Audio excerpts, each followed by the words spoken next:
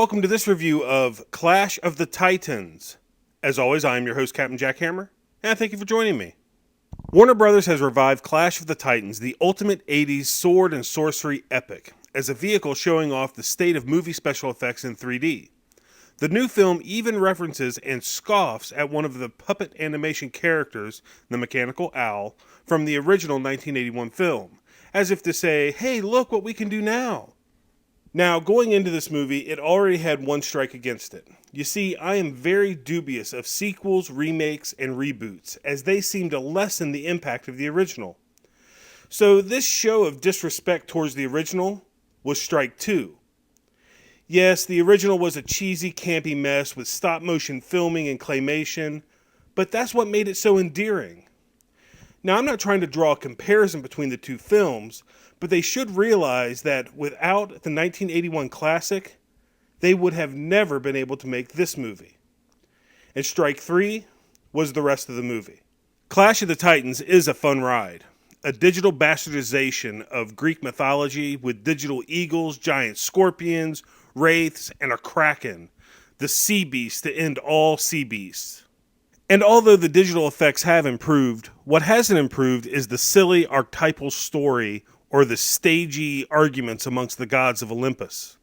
Men from the island of Argos are rebelling against the gods, burning temples, tearing down gigantic statues, and since the Olympians live on prayers from the faithful, Zeus, played by Liam Neeson, lets loose Hades upon them, who's played by an almost unrecognizable Ralph Fiennes. Hades wants a sacrifice, the lovely Andromeda, played by Alexis Davalos, but not if Perseus, played by Sam Worthington, has anything to say about it. You see, he's a demigod. Zeus tricked his mom into having Olympic sex. And he's grown up knowing Pete, Postlethwaite, and Elizabeth McGovern as his adoptive parents. Though he has always wondered about that ageless beauty Io, played by Gemma Arterton, who looks over him from the shadows.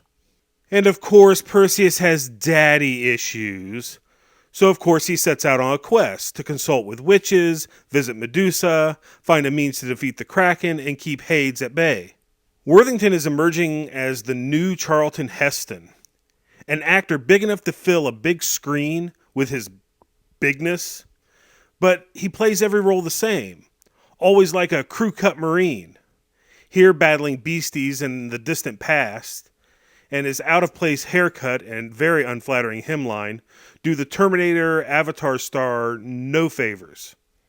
The actor that really impressed me in this movie was Mads Mikkelsen. I can't pronounce that name at all.